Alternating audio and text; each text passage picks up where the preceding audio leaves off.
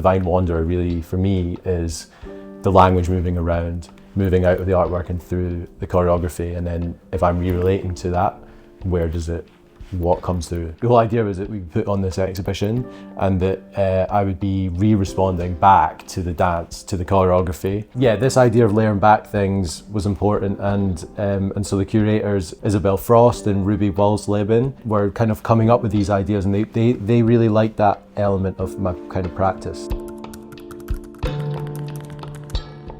The original drawings for the first icon painting that I did were from a life drawing class.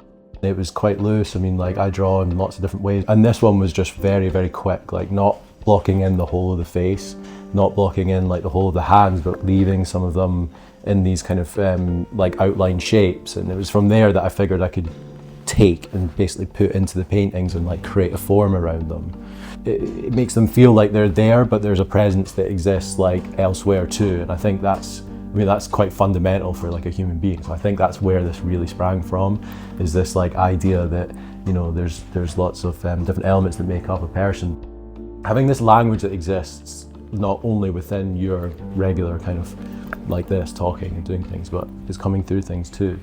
And so I wanted them to have this kind of layered back quality. It's definitely a similar feeling for when I do drawings and things, when I'm going out to like bits of nature, or there's like bits of forest or places I like just being in general, and they get this feeling that I'm trying to get across. It's kind of a place where it just feels organic. Sometimes you just get hit with this point where it's like, oh no, but that feels right. That viewpoint or the feeling of things, or there's a composition there as well, I don't know, but it's more about the way that it feels.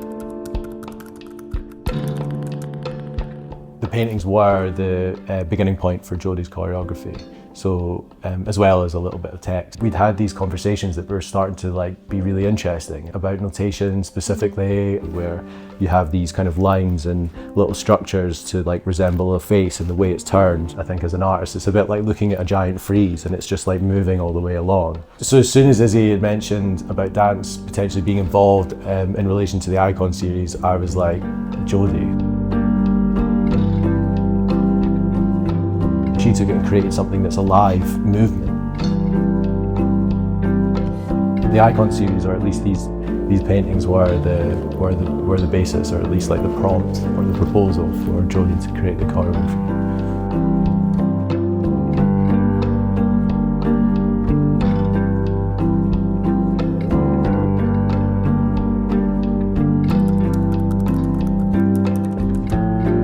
We were getting close to time, and we were like, we need to find somewhere.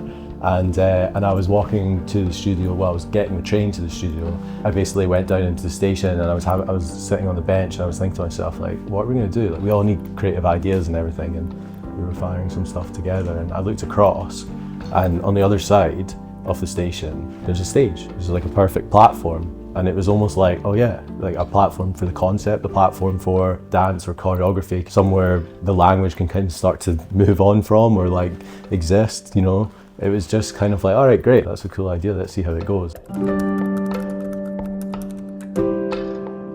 I think it's like where this language is, whatever it is that the dance picks up from the artwork, and whatever it is that the artwork's been picking up from other places. If I recreate paintings back with that, does that language come back?